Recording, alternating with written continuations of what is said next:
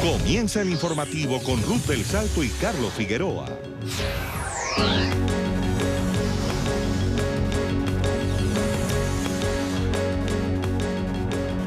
Bienvenidos. Caos y muerte deja la tormenta invernal que ha azotado en las últimas horas el sureste de los Estados Unidos. Las fuertes nevadas y lluvias dejan a 20 millones de personas afectadas. Así es, en Carolina del Norte un conductor ha perdido la vida después de que un árbol cayera sobre su vehículo. Al menos 4 personas han muerto a causa del fenómeno llamado Diego. Este es el primero de la temporada. Miles de vuelos han sido cancelados y 500,000 de hogares sufren cortes de energía. Este fue el panorama en el sureste de Estados Unidos durante el fin de semana. La primera tormenta invernal de la temporada dejó acumulaciones de nieve de hasta 15 centímetros y afectó a los estados de Texas, Carolina del Norte, Carolina del Sur, Virginia, Georgia, Tennessee y Virginia Occidental. Las lluvias y el granizo acompañaron a las nevadas, colapsando el tráfico terrestre y obligando la cancelación de cerca de 1.800 vuelos. La mayoría de ellos en las Carolinas y Virginia, según la página FlightAware. Solo en el aeropuerto regional de Asheville, en Carolina del Norte, se registraron 24 centímetros de nieve. Pese a que las condiciones para trasladarse y las advertencias de las autoridades para que los ciudadanos no abandonaran sus hogares, varios incidentes se reportaron en las carreteras. Uno de ellos en Carolina del Norte, donde una persona murió cuando la rama de un árbol cayó sobre el vehículo que manejaba, ocasionando que perdiera el control. El otro pasajero que también iba en el auto resultó herido. La tormenta además deja cerca de 300,000 personas sin servicio de electricidad. Según las empresas que suministran la energía, varios postes de luz cayeron por los fuertes vientos, lo que interrumpió el servicio. Las compañías trabajan a toda marcha para restablecerlo.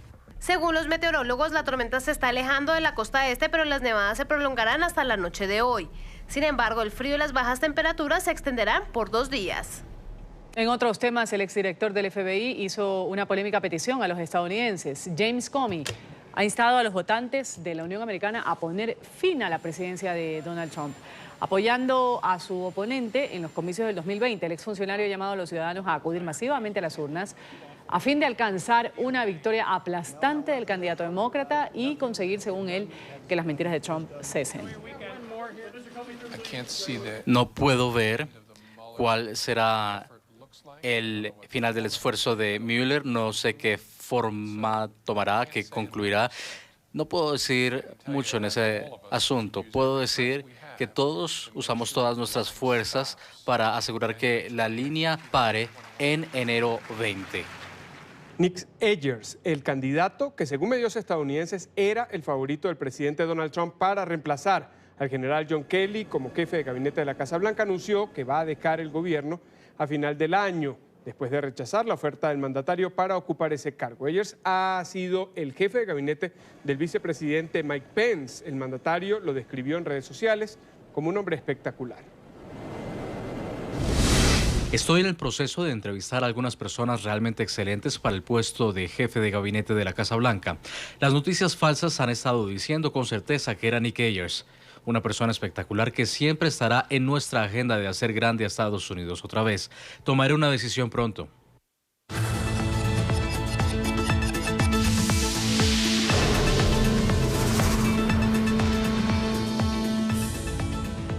El presidente de Perú, Martín Vizcarra, principal promotor del referéndum anticorrupción, se ha llevado una victoria tras la consulta electoral del domingo. El mandatario aseguró que los resultados abrieran el camino para grandes cambios. Los electores castigaron en las urnas al Congreso y dejaron sin empleo a sus legisladores para el año 2021. Esto al rechazar su reelección inmediata. Más de 24 millones de peruanos estaban habilitados para sufragar en una jornada en la que el voto era obligatorio. Los resultados del referéndum del domingo en Perú muestran el hastío de los ciudadanos tras los recientes casos de corrupción que involucraron a jueces y políticos en ese país. Los electores respondieron a 4 preguntas. A la primera, sobre la conformación de una Junta Nacional de Justicia y la selección de magistrados por concurso público y no por elección directa de representantes del Poder Judicial, votaron afirmativamente más de 12 millones de personas frente a casi 2 millones que lo hicieron en contra. En la segunda, sobre la transparencia y la regulación de la financiación de organizaciones políticas, 12 millones y medio de personas votaron sí. Por el no, votaron 2 millones. A la tercera, sobre la prohibición de la reelección inmediata de congresistas, respondieron a favor 12,5 millones de personas contra 2 millones que rechazaron la propuesta. Fue esta una de las preguntas que ha cobrado mayor atención, ya que implica que los actuales legisladores no podrán ser reelegidos en 2021 y tendrían que esperar otros 5 años para volver al Congreso. En la cuarta, apenas 1,3 millones respaldaron el regreso al sistema bicameral del Parlamento. 12,8 millones de peruanos rechazaron la propuesta, por lo que el legislativo peruano seguirá estando compuesto por una sola cámara. El balance es satisfactorio para el gobierno de Martín Vizcarra, promotor de este referéndum en el que los peruanos le han dado un espaldarazo al Ejecutivo. Yo quiero decirles por su intermedio a todo el Perú, gracias por confiar en este gobierno, no los vamos a defraudar y en los próximos días, es decir, durante esta semana, nos vamos a dirigir a la nación a través de un pronunciamiento definiendo los próximos pasos y el análisis un poco más ya tranquilo y con los resultados oficiales del referéndum. Las cifras confirmaron el gran apoyo popular que recibe el gobernante, que en los sondeos tiene un 65% de aprobación. La labor del Congreso, que domina el partido fujimorista Fuerza Popular, es solo aceptada en promedio por el 12% de la ciudadanía.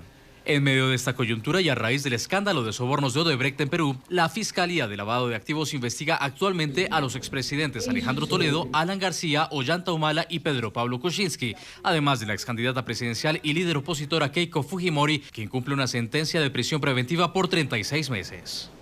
Con una baja participación electoral, la coalición Gran Polo Patriótico que lidera el gobernante Partido Socialista Unido de Venezuela se ha quedado con el 90% de los cargos en disputa en los comicios municipales en los que 7 de cada 10 votantes se abstuvo de ir a las urnas. Tenemos las reacciones a estos comicios desarrollados ayer con nuestro periodista Luis Alejandro Laya en Caracas. Luis, adelante, buenas tardes. Hola, buenas tardes. Pues sí, efectivamente, este domingo las elecciones municipales que se llevaron a cabo en Venezuela estuvieron marcadas por la abstención. La participación apenas alcanzó el 27,4% según las cifras oficiales del Consejo Nacional Electoral. Uno de los resultados de esta elección fue la derrota sufrida por los elementos de oposición que se midieron en el municipio de Baruta. Su alcalde, Darwin González, aseguró que la abstención y la división entre la propia oposición causó la derrota. Escuchemos. Baruta ayer se expresó de dos maneras. Una votando y una gran mayoría, en un 80%, que decidió no hacerlo. Pensábamos que con el argumento válido de defender nuestro municipio, nuestra casa, nuestra calidad de vida, eran argumentos suficientes para que el electorado nos respaldara. Lamentablemente no fue así. ¿Qué pasó ayer? Simplemente se mezclaron dos cosas. Uno, el desánimo de la gente en formar parte activa de la defensa de sus espacios. Y el no votar tiene sus consecuencias. Cuando usted llama a no votar, eso trae consecuencias. Dos, se formó una plancha quienes lograron dividir a la alternativa democrática, restándole los votos necesarios para que nuestra alternativa ganara. Expresaron toda su adversión contra la gestión de la alcaldía, contra mi persona, con todos los miembros de este equipo político. Por su parte, otros dirigentes de la oposición, quienes prefirieron abstenerse durante estas elecciones, tal es el caso del Partido Voluntad Popular, aseguraron que no haya ninguna garantía para la participación, que nuevamente queda reflejado que la población venezolana no quiere saber del voto, pues este elemento democrático está gastado en el país. Aseguraron que lo necesario es que sea un cambio de gobierno, lo que ocurra en Venezuela, para restaurar la democracia. Escuchemos. También quiero brevemente hacer referencia al acontecimiento electoral del día de ayer. Para nosotros eso no fue una elección, lo hemos dicho una y otra vez. Los resultados como tal nos vienen sin cuidado. Sabemos que ya el CNE en el pasado ha inventado, ha creado las cifras que le parezcan a su conveniencia. Y en todo caso reiteramos que lo que vimos ayer es un episodio más de lo que hemos venido describiendo, que es básicamente el robo al derecho a elegir de los venezolanos, cuando vemos que cambian circuitos electorales a última hora, inhabilitan candidatos, inhabilitan partidos, utilizan recursos públicos para hacer campaña, eliminan competencias del poder público municipal, quitándole los incentivos a la población para ir a votar. Y si esto no fuera suficiente como descripción, vale recordar hoy el caso del concejal Fernando Albán, asesinado vilmente cuando estaba en manos del régimen. Eso es un ejemplo del respeto a los derechos humanos, del respeto a la descentralización que existe en nuestro país y, por supuesto, una vez más, el uso del carnet de la patria. Todos esos elementos hacen que el evento electoral de ayer no tenga ninguna validez, no tenga ningún tipo de implicación, ninguna repercusión en la vida de los venezolanos, sino en todo caso afianza más un modelo que genera hambre y que genera crisis en todo el país. Los dirigentes opositores señalaron que el próximo 10 de enero debe verse como la fecha en la que debe iniciarse la presión por parte tanto del pueblo como de la comunidad internacional como de la dirigencia opositora para sustituir a Nicolás Maduro de forma democrática en el gobierno. Indicaron que ese día vence la legitimidad del presidente y que debe iniciarse una campaña desde todos los frentes. Desde Caracas, Venezuela, para NTN 24, Luis Alejandro Laya. Gracias por ese reporte desde Caracas. Y cerca de 5.000 venezolanos están abandonando a diario su país, esto a causa de la crisis económica y social. Es decir, 208 venezolanos migran cada hora en búsqueda de un futuro mejor. Estas cifras son las que ha entregado el coordinador del Grupo de Trabajo de la Organización de Estados Americanos para los Migrantes y Refugiados Venezolanos, David Smolansky. Este político opositor y también exalcalde de Latillo aseguró que el éxodo de venezolanos solo podrá tener un control con un cambio de gobierno. Smolansky reveló esta cifra en medio de la realización de un informe que prepara el organismo para el 2019. El presidente de Brasil, Michel Temer, firmó un decreto con el que se oficializa la intervención del estado de Roraima, fronterizo con Venezuela. Es además el principal punto de entrada de los ciudadanos al gigante suramericano. La medida, que va a estar vigente a partir del 31 de diciembre próximo, permite destinar recursos federales para mejorar la seguridad pública de la región, hacer frente a la crisis económica y social que ha generado esta situación con los migrantes venezolanos. Además, la persona encargada de su implementación va a ser Antonio Denarium, gobernador electo de Roraima, quien va a asumir el cargo el 1 de enero. Hay polémica en Chile luego de que el gobierno del presidente Sebastián Piñera se retirara de la cumbre del Pacto Mundial sobre la Migración que se realiza en Marruecos. Esta decisión ha sido cuestionada por organizaciones civiles que llamaron a realizar una protesta por la decisión. Así, Chile se suma a la lista de países encabezada por Estados Unidos que no firma este importante acuerdo. Vamos a saludar en Santiago a nuestro periodista Juan Pablo Monsalve, que tiene la información. Juan. Hola, ¿qué tal, televidentes de NTN 24? Pues sin duda esta decisión del gobierno del presidente Sebastián Piñera pues le ha generado muchas críticas. Varias de ellas llegan desde los partidos de oposición, pero también desde organizaciones sociales acá en territorio chileno. Sin embargo, el canciller chileno Roberto Ampuero se refirió hace solo minutos a esta decisión. Asegura que de una u otra forma este documento, que es promovido por Naciones Unidas, va en contra de las políticas migratorias que viene buscando implementar el actual Ejecutivo. Esto fue lo que dijo el canciller Ampuero. El texto discutido en Naciones Unidas choca con las normas de Chile para tener una migración segura, ordenada y regular. Queremos ser claros con esto. Hay una contradicción en esto, con nuestra política migratoria ordenada, regular y responsable. Fundamentalmente porque no establece con total claridad la distinción entre un migrante regular que llega a nuestro país, se instala respetando escrupulosamente las leyes que nos hemos dado, y uno irregular, que entra sin respetar las normas, probablemente a través de pasos no oficiales. Por su parte, organizaciones sociales en Chile han decidido llamar a protestar en los próximos días por esta decisión. Insisten en que se está tomando el tema migratorio de una u otra forma con fines políticos, algo que ellos rechazan tajantemente. Lamentamos esta decisión porque pone a Chile al margen del contexto internacional, lo pone como un país paria, ¿no? Por eso nosotros estamos llamando a distintas organizaciones, a todo el movimiento migrante, a realizar unas jornadas de protesta, de rechazo a esta decisión inesperada de parte del gobierno de Chile. Y es que sin duda pues esta controversia tiene un dato adicional que aumenta precisamente las discrepancias entre los distintos sectores políticos, y es que parlamentarios ya habían aprobado efectivamente este documento que fue ratificado ya en Marruecos por varios países. De ahí la molestia que hay específicamente en el Poder Legislativo con el Poder Ejecutivo, que decidió a última hora, como lo ha reconocido el propio canciller Roberto Ampuero, de no adherir a este Pacto Mundial para la Migración. Esta es la información que podemos entregarles a esta hora aquí desde la Cancillería chilena. Continúen ustedes con más en nuestro Centro Internacional de Noticias.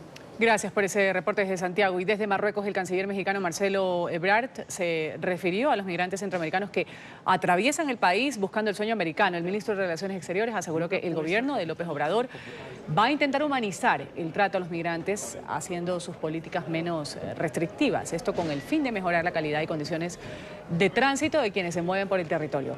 Ebrard ha agregado que esta política dista de la tomada pro Estados Unidos, que se ha puesto a un pacto migratorio e insiste en construir un muro fronterizo.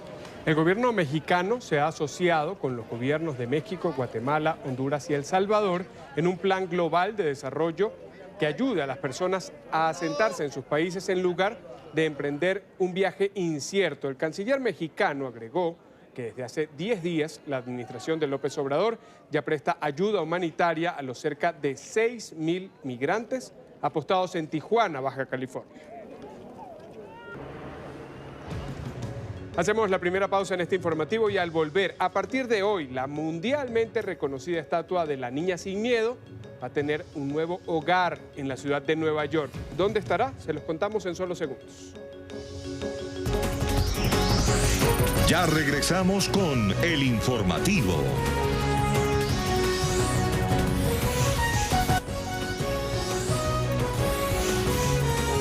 Continuamos con el informativo.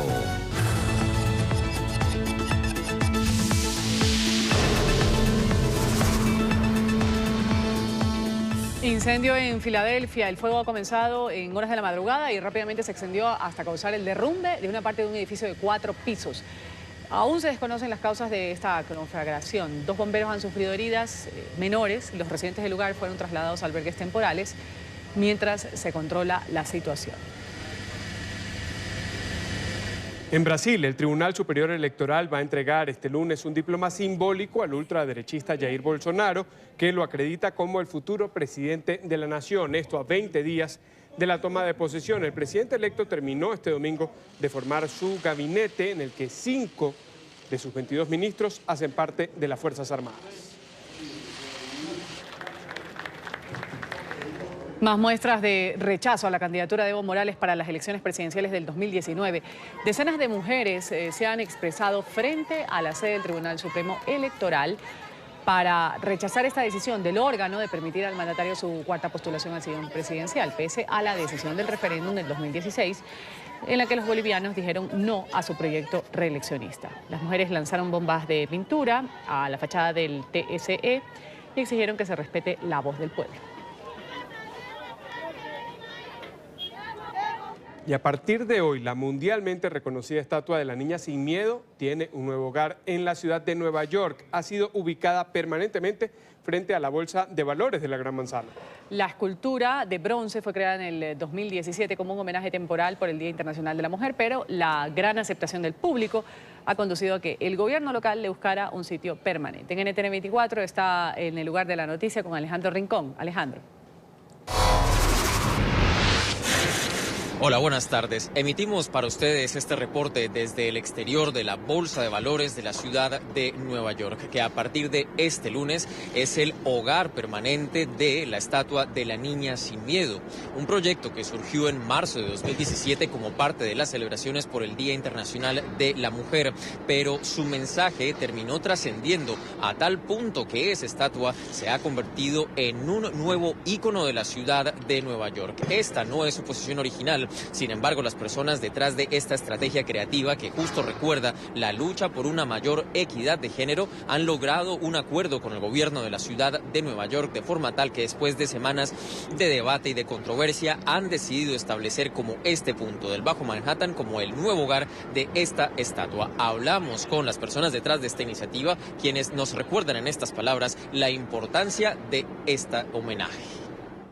Bueno, creo que como muchas personas mencionaron hoy, New York City no estaba preparada para decir adiós a la chica sin miedo. Hay mucho que representa esa estatua, esperanza, progreso, y no solo por lo que ha sido logrado, sino por lo que se puede lograr en el futuro.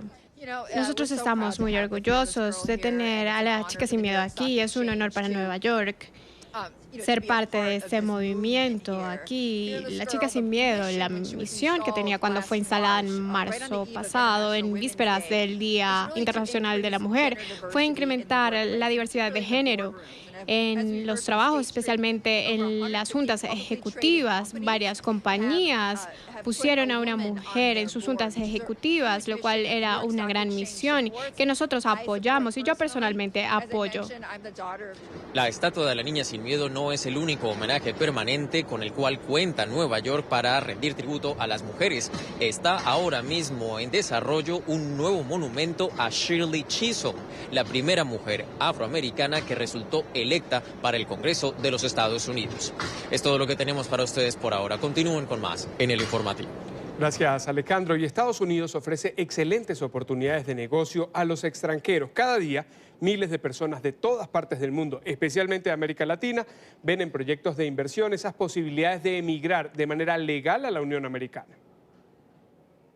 Miami se ha convertido en uno de los destinos preferidos por los latinoamericanos en materia de inversión en la compra y alquiler de inmuebles. Miami hoy está entre las 10 ciudades más deseadas en el mundo por los inversionistas de comprar.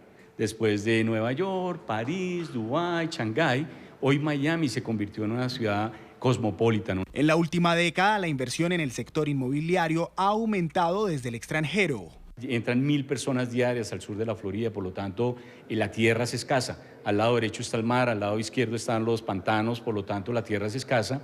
Entonces, donde compres realmente es un tesoro. Las facilidades al acceso de créditos y adquisición de propiedades permiten hacer realidad los sueños de muchos latinos en Estados Unidos. Las personas no saben normalmente que el Banco Americano les puede prestar con un 30% de cuota inicial. Entonces pueden sacar un 70% con tasas de interés de un 6% anual, amortizaciones a 30 años, normalmente no tienen penalidades de pagos. Los mínimos requisitos y las bajas tasas de interés son determinantes a la hora de decidir adquirir una propiedad. Los extranjeros solo les van a pedir el pasaporte, la visa de turismo, unas referencias bancarias, una carta al contador con sus ingresos, y es más fácil de lo que uno se imagina. Es más fácil sacar un préstamo en Estados Unidos que en nuestros países. En países como México, Colombia, Venezuela y Ecuador, equipos de expertos asesoran a los interesados. Compañías como PSF Realty ofrecen un servicio integral a los inversores. Cuando una persona quiere invertir en un bien inmueble, no es solo comprar el inmueble.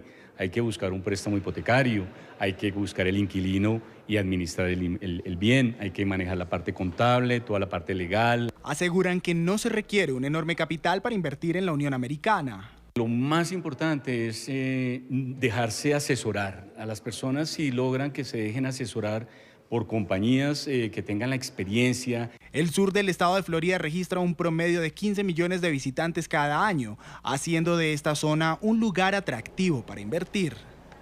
Vamos aquí a una pausa en esta emisión de noticias y cuando retornemos vamos a hablar de los ganadores del premio Nobel que fueron entregados este lunes en Oslo y también en Estocolmo. Ya regresamos con el informativo.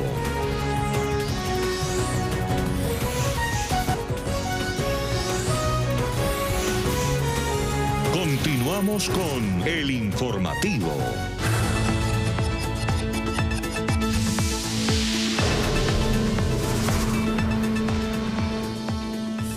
Un ciudadano del Congo y una mujer iraquí recibieron el Premio Nobel de Paz en Oslo. Los activistas fueron galardonados por su lucha para combatir el uso de la violencia sexual como arma de guerra en conflictos armados. También han sido entregados en Estocolmo los premios de Física y Química a dos mujeres en una ceremonia en la que no hubo galardón de literatura después del escándalo de abusos sexuales y filtraciones que ha sacudido la academia durante este año.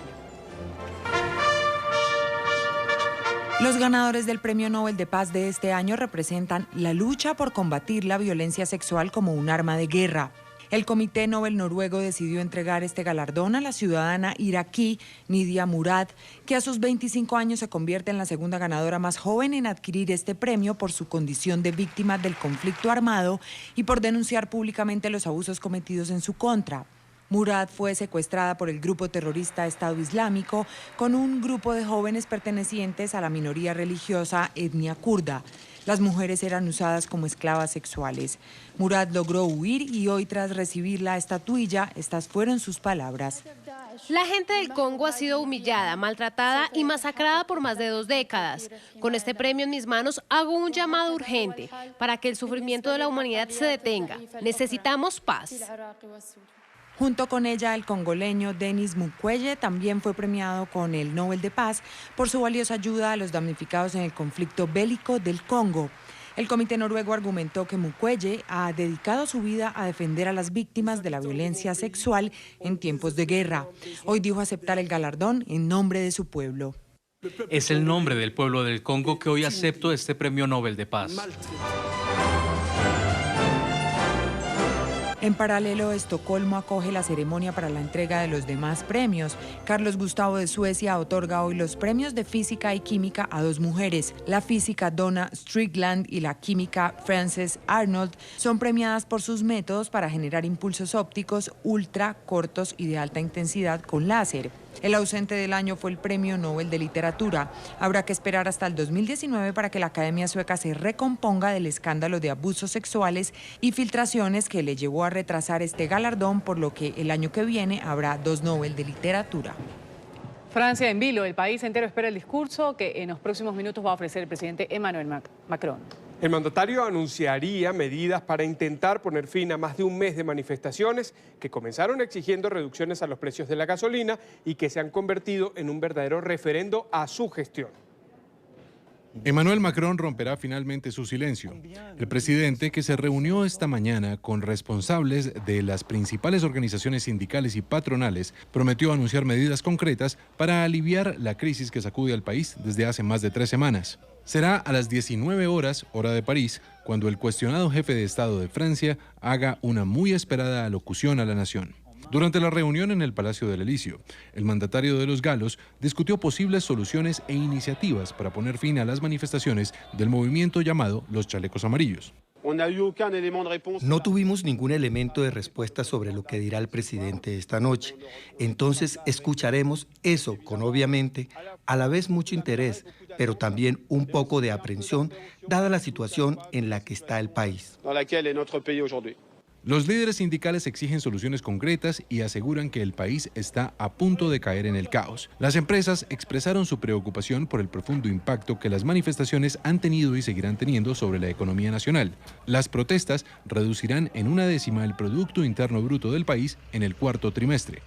Por parte de las empresas y mi parte, expresé la gran preocupación que es la nuestra sobre la situación económica de ciertos sectores que se encuentran en dificultad, particularmente en el comercio, transporte, la logística, la hotelería, entre otros. Y solicitamos medidas de urgencia que van más allá de las medidas de tesorería que el ministro de Finanzas ya estableció. También recordé la necesidad de bajar la presión fiscal.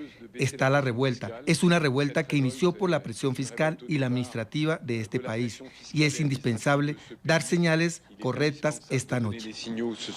Mientras el país entero espera el discurso de Emmanuel Macron, las protestas continúan. Este lunes, la policía de nuevo arrestó a varios estudiantes en París, incluyendo a uno de 14 años, quienes continúan bloqueando los accesos a las escuelas. El fin de semana pasado dejó un saldo de más de 1.700 personas detenidas. Entre las hipótesis que circulan sobre los anuncios que hará Macron, aparecen rebajas del impuesto sobre la renta, acelerar la prevista desaparición de la tasa por ocupar una vivienda o una prima de actividad para los trabajadores con remuneraciones más bajas. Intentando evitar una derrota en el Parlamento, la primera ministra británica Theresa May ha decidido posponer el voto sobre el Brexit que estaba previsto para este martes. Varios diputados habían amenazado con rebelarse y votar en contra de este acuerdo que ya fue aprobado en Bruselas a finales de noviembre. May ha asegurado que buscará garantías adicionales sobre este pacto. La discordia impera en el Parlamento de Reino Unido. Para evitar una inminente derrota en la Cámara de los Comunes, la primera ministra Theresa May se vio forzada a tomar la decisión que generaba temor en el gobierno británico. Queda claro que pese a que hay un gran apoyo en muchos de los aspectos claves del acuerdo, en otros aspectos hay mucha preocupación. Como resultado de esto, nosotros vamos a posponer el voto de mañana porque esto significaría un gran rechazo con un amplio margen. Se suponía que este martes el órgano legislativo votaría sobre el acuerdo del Brexit alcanzado en Bruselas el 25 de noviembre para poder definir si se procedería con el pacto. Pero desde que se dio a conocer lo negociado en Bélgica, decenas de diputados conservadores expresaron su inconformidad con el texto aprobado, por considerar que ponía en riesgo el futuro de la nación. Este es un gobierno en un estado total de colapso. La primera ministra ha sido forzada a posponer el voto de mañana en una muestra de cobardía y el voto de mañana mostraría la voluntad de esta Cámara, pero este gobierno está enfocado en proteger el trabajo de la primera ministra y su partido. Los legisladores incluso consideran que debe ser el pueblo el que decida con base en el nuevo documento que se discutió en el Consejo Europeo, planteamiento con el que May se mostró en desacuerdo, advirtiendo que tal acción generaría una falta de fe en la democracia. La Premier regresará ahora a Bruselas, donde aseguró que dialogará con los líderes de la Unión Europea sobre el mecanismo de salvaguarda previsto para Irlanda del Norte, antes del Consejo previsto a partir del próximo jueves.